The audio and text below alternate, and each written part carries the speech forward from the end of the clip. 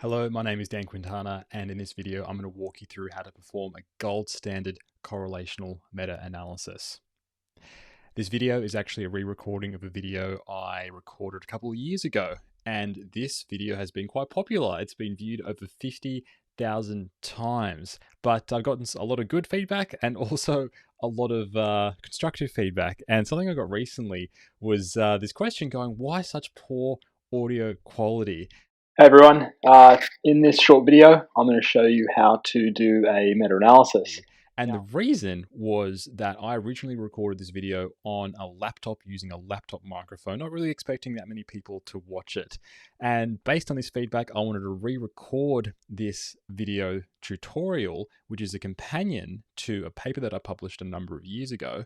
And as well as doing a re-recording of what I covered in the video, I also want to add some additional things. And these things are new tools that have come out since the original publication of my paper. So let's jump straight into the analysis. First thing that we're going to do, I should also note as well, is that all the scripts and all the data and everything that's going to be used within this video can be found within the comments section of the video. Okay, first thing is to install the packages if you haven't already. This is using the RobuMeta, Meta4, and dplyr packages, the majority of which we're going to be using from Meta4. So let's load those three libraries.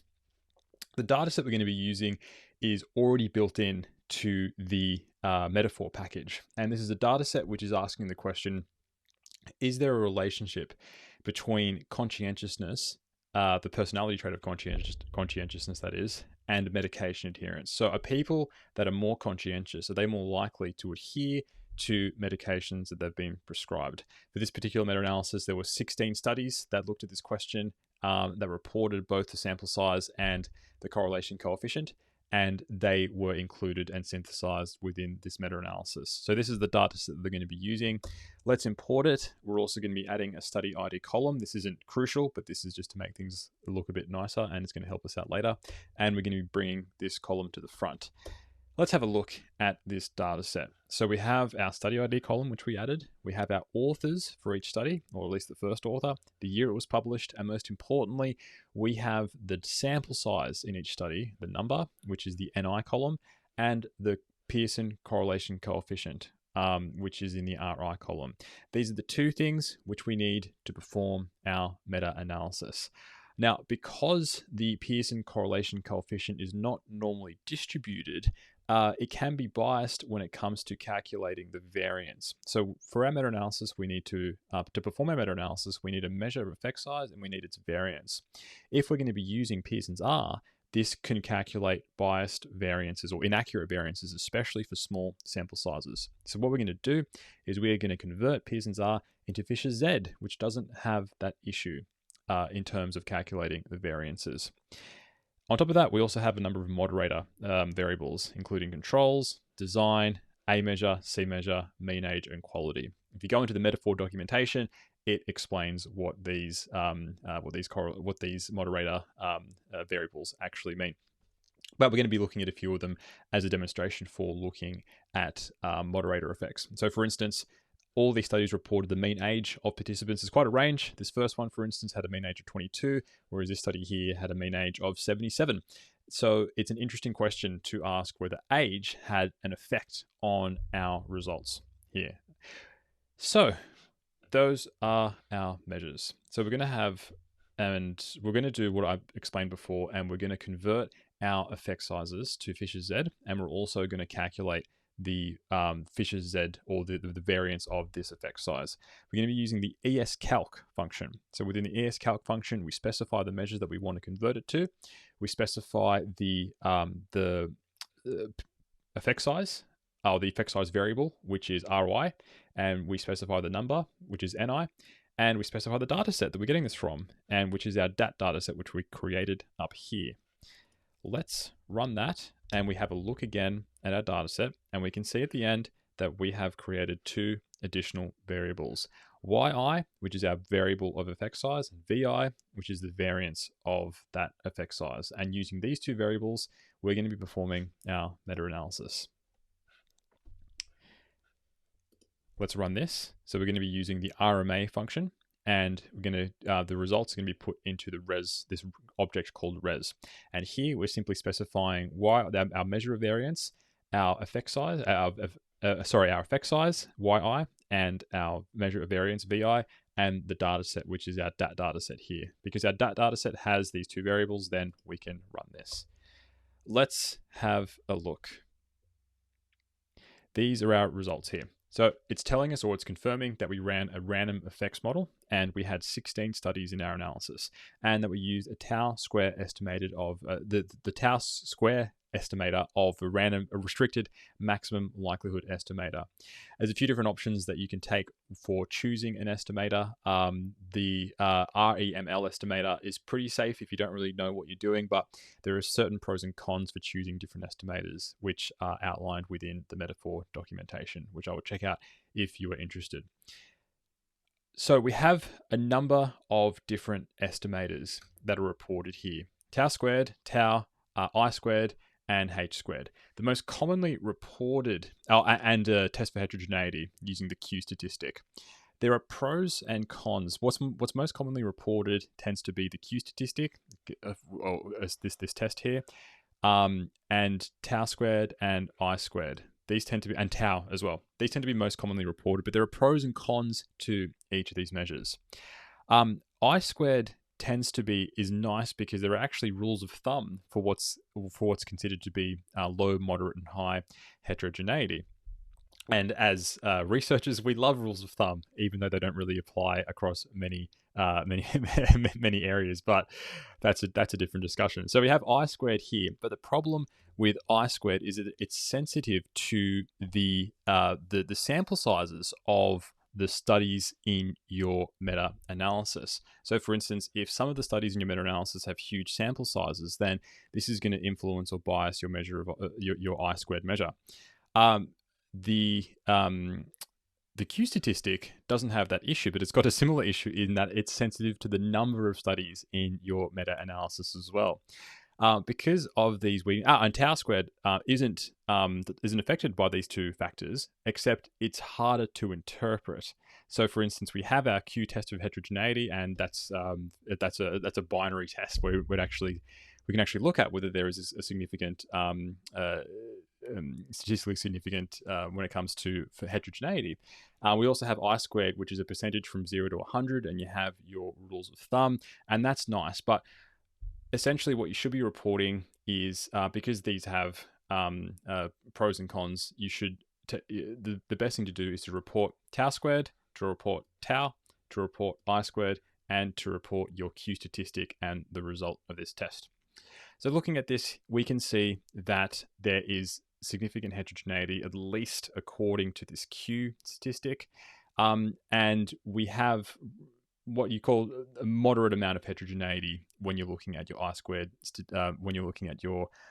statistic. So this means that more than half of the variance in our data is estimated to be derived from effect size differences. So it's around the midpoint, but like I said before, there are some issues with just reporting I squared alone. So if you're reporting meta-analysis, like I said before, tau squared, tau, I squared, and your test for heterogeneity. So here you would report these three results. Next, we have our model results. So this is our overall estimate, or our summary effect size estimate, when we synthesize these 16 effect sizes. It is 0.1449. So this is the result here, and we also have standard error, z value, the p-value, so that suggests there is a significant association between conscientiousness and medication adherence, and we also have our lower bound and our upper bound reported here, and the meaning of significance codes. The other thing that you can do is you can also report the confidence intervals for these tests as well. So it is quite handy to look at the confidence intervals, the lower bound and the upper bound, for these results here. Tau squared is also interesting in that, as the values do not contain 0, this indicates that that this is an additional confirmation that there is some between study heterogeneity. So that's just another thing that we can look at in terms of heterogeneity. Okay. when it comes to our study, one thing to look at is whether there were any studies which were especially influential. So say you had 16 studies and 15 of them had a sample size of 100, but one study had a sample size of 10,000, that study is going to have a large influence on your result. And if your results hang on a single study, that's quite concerning. So one thing that you can do is run this influence test or these influence diagnostics. So we're going to do that, and we're going to put this results into an object called INF or inf. This brings us a number of different tests for potential tests for if these studies are influential. And if the tests would consider these to be influential, then there would be an asterisk in this final column. But there's no asterisks here. So at least according to these tests, there are no influential studies. We can also plot this as well using the plot function. So we simply plot the inf object. And visually, if there were any influential studies, the dots would be red. So these studies, at least using these tests, we can be confident that there are no influential studies which could be influencing our results. Let's visualize our results using a forest plot. So what I've done here is you can actually make a much easier forest plot. I've just been a bit fancy here just to clean up the look of the forest plot. Simply all you do is forest res, and it gives you a similar plot without that extra stuff. So don't let that intimidate you. I've just done that to improve things a little bit. We'll run that again. And this is a visualization. We can see our summary effect size down here, 0.15, it's rounded up. And we can also see the individual correlations and their confidence intervals. And we can visually see, okay, there is a bit of a mix. So it's not really a surprise that we found evidence of significant heterogeneity. Some studies had a negative correlation between these two. A few were smack on zero and a few were quite high. But the largest was around 0.37 and the smallest was minus 0.9. But here we're able to see that the summary effect size was 0.15. The next thing that people tend to look at is measures of publication bias. And this is, I review a lot of meta-analyses, and this is where people tend to mess up. Publication bias, or the most common test of publication bias that are used, are assessing funnel plot asymmetry, which we're going to look at, an Eggers regression test. And the biggest mistake that most meta-analysts make is that based on these visual assessments and these tests, they conclude that a meta-analysis has or has not a risk of publication bias. Yet, these tests are not exclusive tests of publication bias. These are tests of small study bias, which can include publication bias, but they're not exclusive to publication bias. I'm still going to run them because small study bias is still interesting, and a lot of studies you will be reporting your final plot and will be reporting Eggers regression test, but I'm going to show you at the end how to actually run a test which specifically looks at publication bias. Let's calculate our funnel plot, which we use with this code here. So we're taking our res option again, and we're using funnel.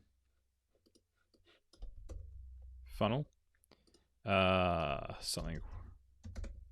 Okay, so there's an instructive moment. What has happened there is that I have a different package loaded, which also uses funnel, and it thought I was trying to use that package, and I was missing an argument.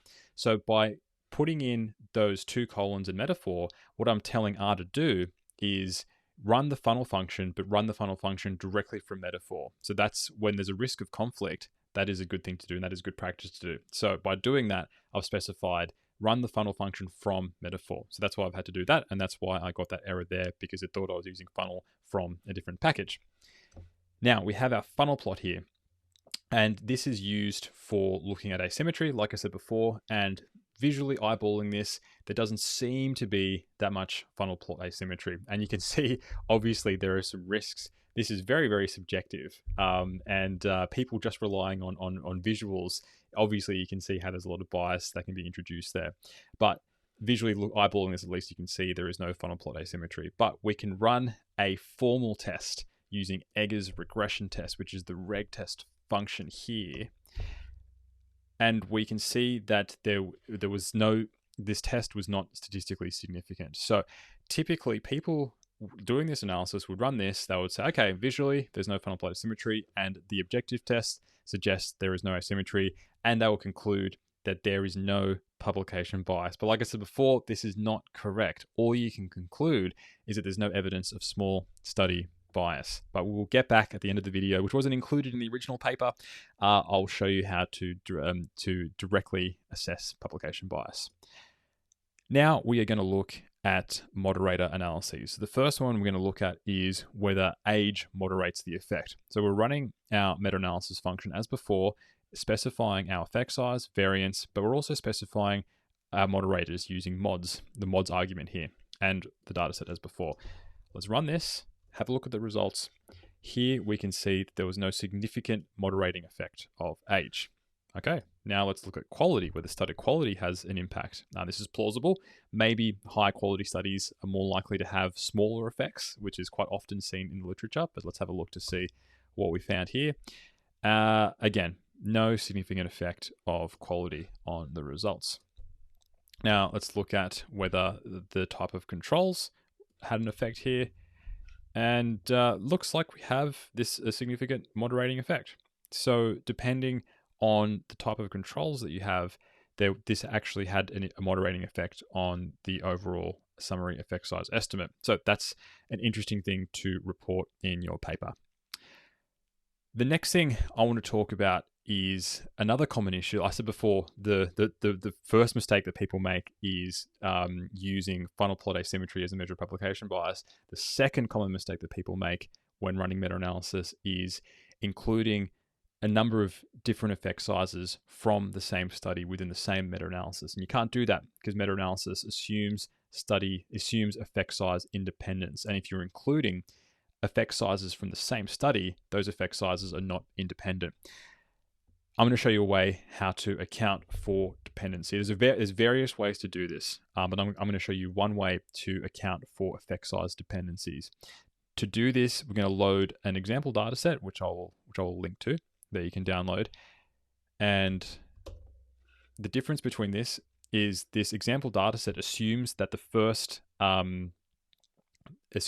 three studies are actually the same study. So there's some similarities there. And then we have our original data set. So we have some things that are shared. And then what we can do is we run and we calculate our effect size and variance as before. And then we are going to be performing robust variance estimation. And robust variance estimation is a way that you can account for effect size dependencies. And by doing this, we can run this function, and we have to specify different study IDs.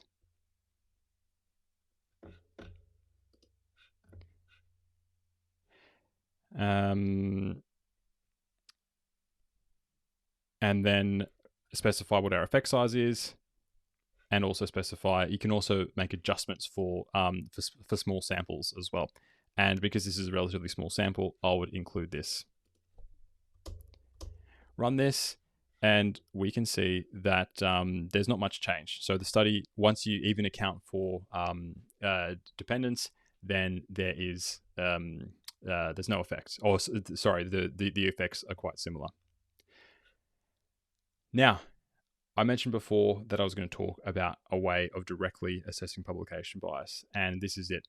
This is going to be using the weight_r package. So we're going to load this up. So this is assuming that you have it. If you don't have it, then find it on CRAN, and we're going to load it up, and it's the weight function here, and we specify a measure of effect size and a measure of variance. So this is what we're doing. So we're using our two measures here, effect size and variance,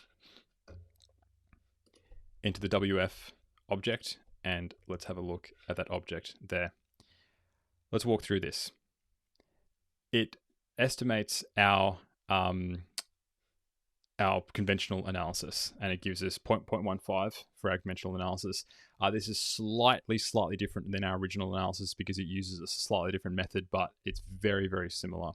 when it comes to the estimate. Before it was 0.15, and here is also 0.15. I think it's the third decimal place where it differs a little bit. It also reports, again, heterogeneity, tau squared, tau, the test, but more importantly, it gives us the model results. And what we're interested in is this intercept model. So what this function actually does is this is what's called selection models. And what this does is that this gives more weight to certain effect sizes. Now, the reality of scientific research is that certain studies are more or less likely to be published based on their p-value. Studies which have p-values above 0.1 or above 0.05 are less likely to be published, whereas studies below 0.05 are more likely to be published. What this selection model does is that it increases the weight of studies that are less likely to be published, and decreases the weight of studies that are more likely to be published, and it evens things out. So it basically it assumes that when you're running this, you have to make the assumption that yes, this is indeed the case, and I think that's quite a fair assumption to make. So what it does is it adjusts the weight of how much each study contributes based on its p-value. And so what this has done here is, keep in mind, the original analysis gives us an intercept of 0.15, and here we have our estimate, which is 0.09. So once we actually account for publication bias or account for the fact that some studies were more or less likely to be published, then this actually has shrunken our effect size estimate, our summary effect size estimate, to 0.09 from what it was originally to 0.15. And there's also a formal test comparing these two models, comparing the publication bias adjusted model and the original model, using a likelihood ratio test. And for this test, it's actually been recommended that a significant effect is an effect that is below 0.1. So for this particular test, this actually would suggest that there is a significant difference between these two models because the p-value was 0.08. So this is indicative of publication bias. And this is interesting because if you're only to use, firstly, by eyeballing this this funnel plot, but also by using Egger's regression test, you would actually conclude that there's no publication bias. But by using this particular test, this reveals that there is indeed evidence for publication bias. So this is very interesting reanalysis of this particular data set. Okay, so the final thing that we're going to do is looking, and we're going to calculate the statistical power of studies that were included in a meta-analysis. And this is done using the meta package, which I created myself. I think it was last year. And this is a very useful way of calculating and visualizing the statistical power of studies. You're going to have to download this specifically from GitHub, from my GitHub page. And in order to do that, you need the DevTools package. So install that, load DevTools, and then run this function. And this is going to download it. I already have it, so that's fine. And we're going to load the library. And we're going to do an example here. So what we're going to do here is this for this example data set, this has the same information as before, where I've just extracted the sample size, the effect size, and the lower bound and the upper bound, which is what we have in our forest plot here, and this is commonly reported in most studies: effect size, lower bound, upper bound. And with this information, this is all the information that we need to calculate the statistical power of each of these studies. And this is quite important to look at because this is a way of looking at the evidential value of the studies that are included in a meta-analysis.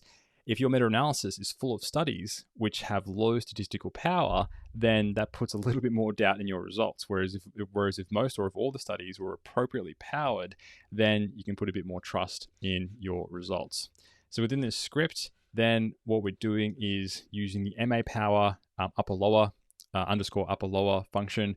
We can calculate this. So we're specifying our data set, dat underscore CI, which we just imported. We're also reporting our observed effect size. So our observed effect size was 0.15 from our original meta-analysis. And the reason being is that when it comes to calculating statistical power, you need to assume a true effect size. We're here, for argument's sake, we're going to be assuming the original true effect size of 0.15, and we're going to calculate power based on that. But we never actually know what the true effect size is, and quite often this is inflated, as we found with our publication bias adjusted effect, which was actually 0.1. So what this function does is it calculates power for a range of true effect sizes, as well as doing the observed effect size. We have a range of true effect sizes ranging from 0.1 all the way to 1. So you can actually see, assuming for a range of true effect sizes, what is the statistical power of these studies. And we also specified the name of the meta-analysis. So let's do this. And we're extracting the data from this analysis, and let's have a look.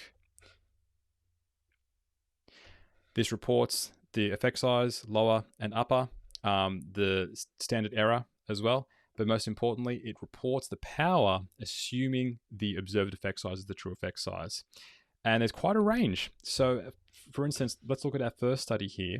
The observed power for this study was just under 40%, which isn't great. Assuming that the power is closer to assuming that the effect size is actually closer to 0.1, then the power shrinks down to 20. And that's actually a fair assumption to make from our previous analysis. And we also have the power for each study, assuming 0.2, 0.3, 0.4, and so on. And you can see how, of course, assuming a larger true effect size, the power increases. But it looks like for our study, it's much more safer to not even use the observed effect size, but to use a very small effect size of 0.1. For visualization's sake, you can also just report the first 8 columns as well. So that's what I've done here. The next thing that you can do is you can visualize this as well using what I call a firepower plot. So we're extracting the medians from here, and we're putting this into a list, and then we're using the firepower function to visualize what we saw previously. And we can see a range of different power. We can see the observed power was around 0.4, but assuming an effect size of 0.1, the power was quite low.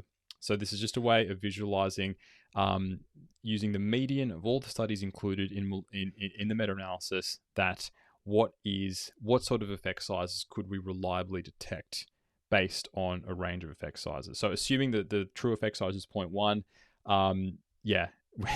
we can only really reliably detect effect sizes beyond 0.4. However, it really looks like that it powers quite low for effect sizes of 0.1. So I hoped you enjoyed that video of walking through how to perform a correlational meta-analysis. For more details, see the companion paper. Bye for now.